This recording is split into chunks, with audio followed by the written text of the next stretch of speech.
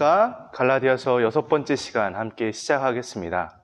이 갈라디아서 나눔을 통해 지금 계절처럼 모든 것이 생명으로 피어오르듯 우리 교회 성도님들 한 분 한 분의 삶 가운데 그리고 우리 교회 공동체 가운데 복음의 생명이 피어나길 주님의 이름으로 축복드립니다. 얼마 전에 한국에 쓰레기 대란이 일어났었습니다.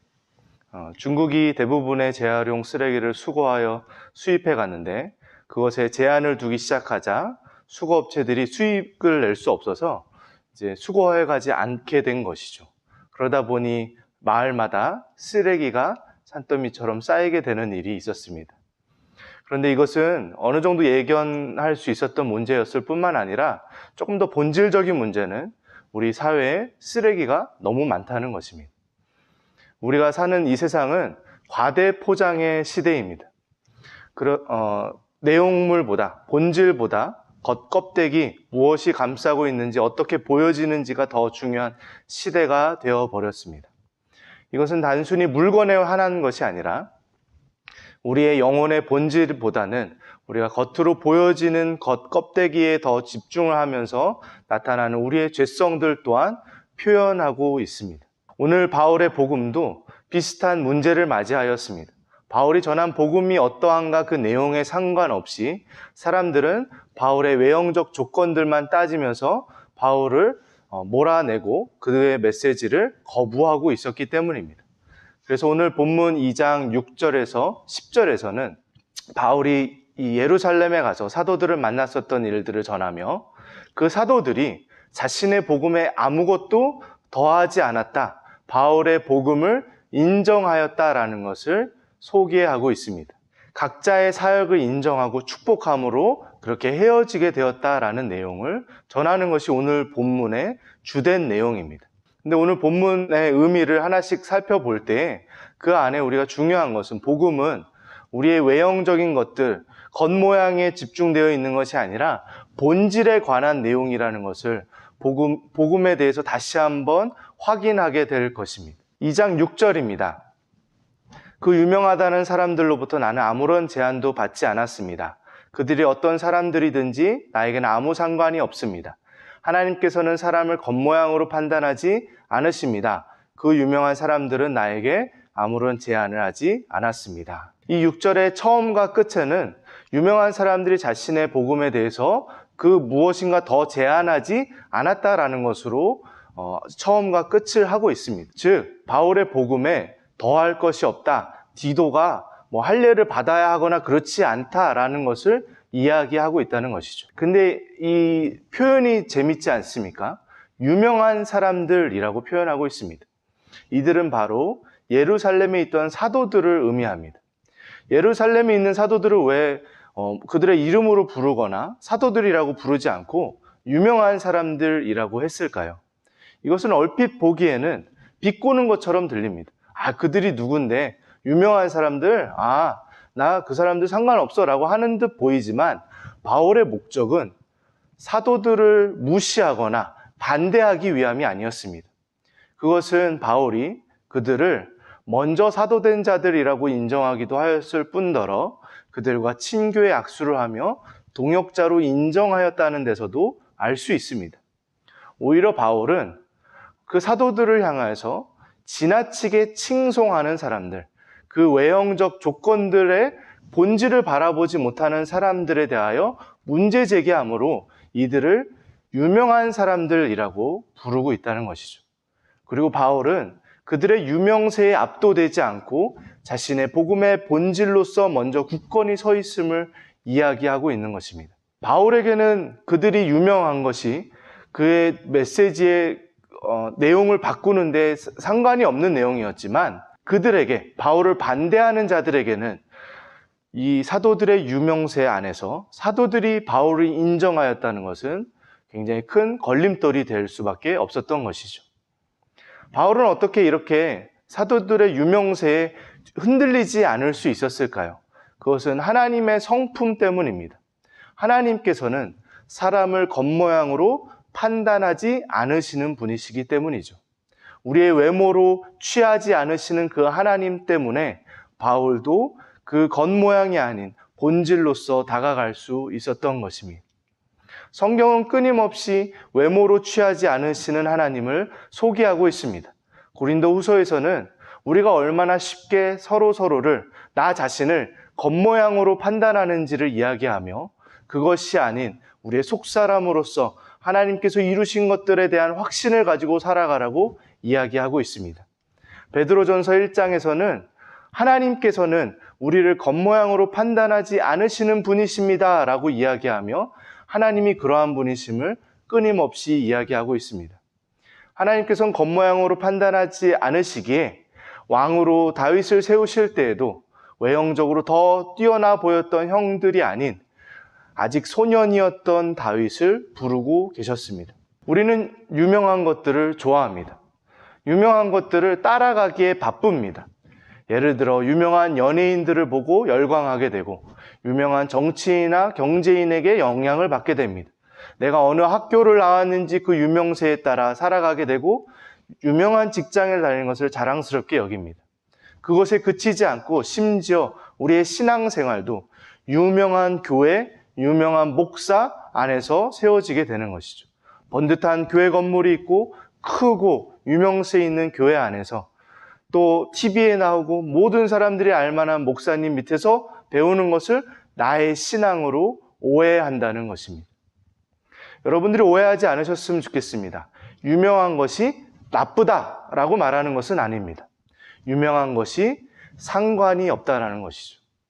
우리의 겉모양이 우리의 속사람을 표현하지 않는다는 것입니다.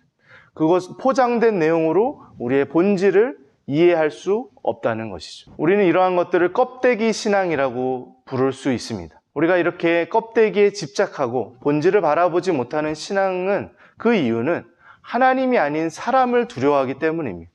사람들이 어떻게 생각하는지, 어떠한 사람이 어떠한 능력과 영향력을 갖고 있는지 그들을 두려워하기 때문에 우리는 껍데기에 치중하는 신앙생활을 하게 되는 것이죠. 그러나 그것은 그저 사람을 두려워하는 것이 아니라 그 사람을 하나님 대신에 찬양하고 예배하고 있다는 데 문제가 있습니다. 이러한 껍데기 신앙은 그렇기 때문에 가식적일 수밖에 없습니다. 진정성이 없는 것이죠. 그저 보여지는 모습에 치중된 종교 생활로서의 신앙생활이 될 뿐입니다. 지금 바울을 반대하던 사람들도 바울의 메시지나 이 사도들의 메시지를 그 메시지의 본질을 바라보는 것이 아니라 그저 사도들의 유명세에 바울을 깔보고 있다는 데서 우리는 그 내용을 금방 확인할 수 있습니다.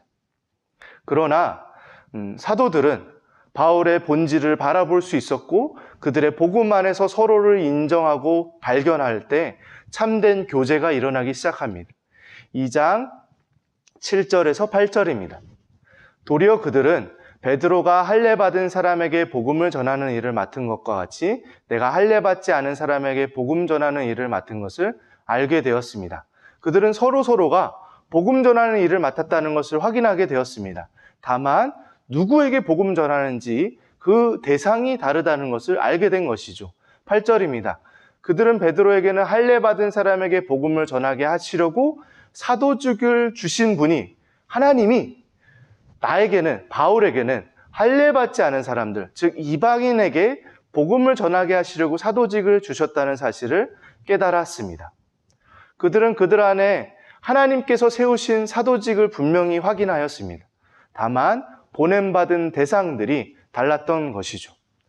바울과 바나바는 이방인들에게 사역하도록 부름받은 사도였습니다.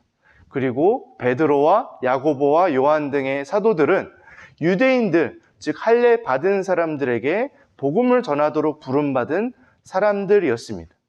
그들에게는 이 어느 곳에 나아가서 어떻게 복음을 전하는지 그 외형적 모습은 달랐을지 모르겠지만 그들 안에 하나로 이루게 하는 것은 바로 그리스도의 복음이었습니다.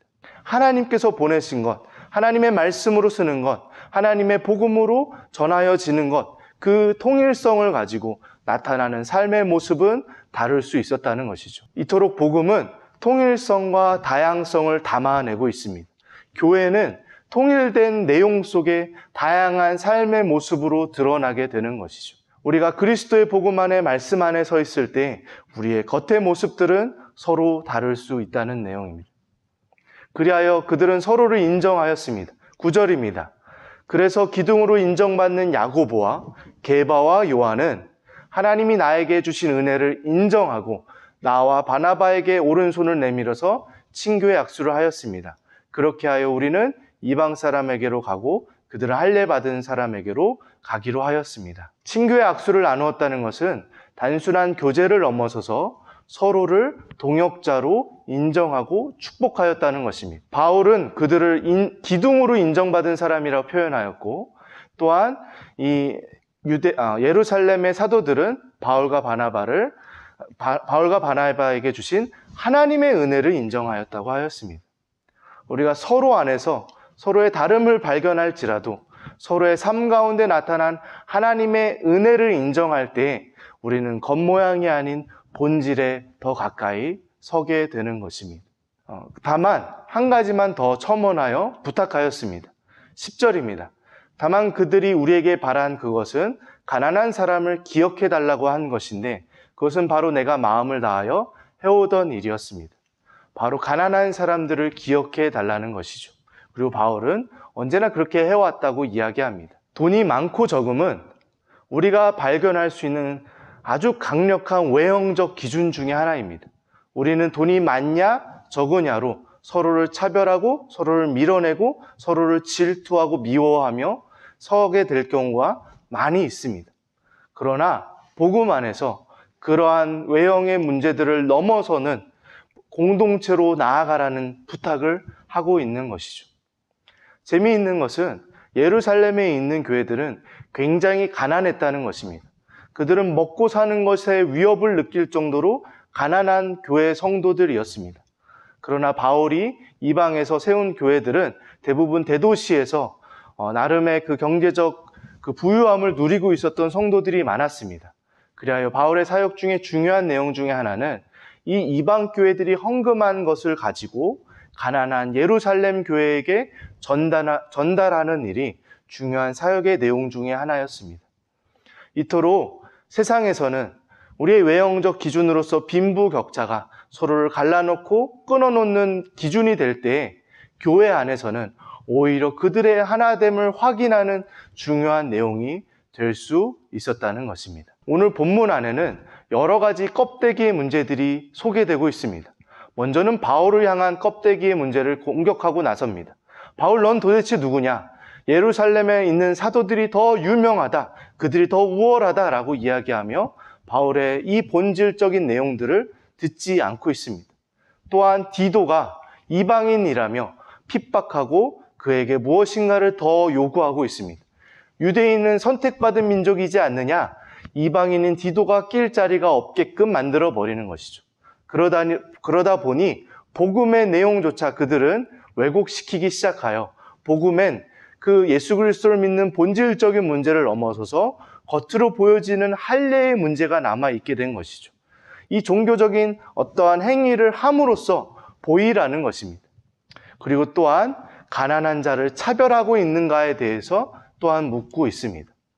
이러한 껍데기의 문제는 그 시대에 그곳에서만 있었던 것이 아니라 지금 우리에게도 마찬가지로 우리의 여러 가지 껍데기 문제들이 남아 있습니다. 여러분들은 여러분의 신앙을 정말 큰 교회와 유명한 목사님으로 이해하고 판단하십니까? 또한 우리는 얼마나 우리의 외형을 가꾸기에 바쁩니까? 이뻐지고 싶고 좋은 몸매를 가지고 싶고 잘생겨지고 싶어 합니다. 옷 잘 입는 사람이 되고 싶어 합니다. 그리고 또한 우리가 어느 정도의 스펙을 갖고 있는지에 대해서 자랑하기를 원합니다. 우리는 돈을 사랑합니다. 우리가 많이 가진 것으로 나를 정의하려고 바쁘게 살아갑니다. 이러한 세속적인 것들 뿐만 아니라 우리는 종교적으로도 내가 얼마나 헌금하였는지, 내가 얼마나 헌신하였는지로 나를 이해하고 정의하려고 할 때가 많습니다. 우리는 이 겉껍데기를 견고히 쌓기 위하여 굉장히 바쁘게 살아갑니다. 그리고 그것을 위하여 나의 자유를 내어놓고 그것에 얽매이기 시작합니다. 그리고 누군가를 판단하는 기준이 되기도 하죠. 그러나 내가 하는 일을 바꾼다고 내가 바뀌는 것이 아니고, 내가 사는 곳, 내가 입는 옷, 내가 타는 차가 바뀐다고 하여 내가 바뀌는 것이 아닙니다. 그와 마찬가지로 내가 특별 새벽 기도를 한다고 하여 바뀌는 것도 아니며, 내가 성경 일독을 한다고 하여 바뀌는 것이 아닙니다. 우리의 본질을 향해 다가오시는 오직 예수 그리스도, 이 현실로 뚫고 들어오시는 성육신하신 예수 그리스도를 말미암아 우리의 삶이 변화되게 되는 것입니다. 나의 부끄럽기 짝이 없는 나의 이 겉껍데기의 삶 가운데 우리는 마치 바울과 같이 예수 그리스도를 박해하던 자였고, 디도와 같이 이 은혜의 울타리 안에 들어올 수 없었던 이방인이었으며, 또한 심령이 가난한 자로서 목마름밖에 없었던 인생들을 향하여 예수 그리스도께서 찾아오셔서 그분의 은혜로 우리의 삶 가운데 역사하시는 그 본질이야말로 우리 복음 안에 발견할 수 있는 참된 내용이라는 것입니다. 여기 한 가지만 더 말씀에 따라 이야기하자면 우리는 서로를 복음 안에서 겉껍데기가 아닌 속사람으로 대할 수 있어야 합니다. 우리는 서로를 향해 나와 같은 외형적 기준을 갖추라고 강요할 수 없습니다. 우리는 그것으로 서로를 상처 줄 수 없습니다. 오직 복음 안에서만 서로의 외형적 기준을 뛰어넘는 하나됨을 이룰 수 있는 것입니다. 가난한 자가 부한 자와 함께 어울릴 수 있는 것이 교회여야만 할 것이며, 우리는 다양한 배경과 외모를 가진 사람들이 모일 수 있는 곳이어야 하며, 조금 더 나아가 우리의 인종과 문화를 뛰어넘는 속사람으로서 서로를 바라보고 하나 되는 공동체가 바로 복음의 공동체, 교회의 공동체인 것입니다. 그러한 속사람의 공동체, 본질로 세워지는 공동체, 복음으로 세워지는 돌봄 교회 공동체가 되기를 주님의 이름으로 기도합니다. 정리하겠습니다. 바울은 예루살렘 사도들을 어떻게 부르고 있습니까? 그리고 그렇게 부르는 이유는 무엇입니까? 두 번째입니다. 바울과 베드로의 통일된 내용은 무엇이었습니까? 그리고 그들의 차이점은 또한 무엇이었습니까? 마지막 질문입니다. 우리가 주의해야 할 우리 신앙의 껍데기와 같은 내용들은 무엇입니까? 이 질문들에 대해 생각해 보시고 정리해 보시며 복음 안에서 굳건히 세워져 가는 여러분들 되시길 축복드립니다.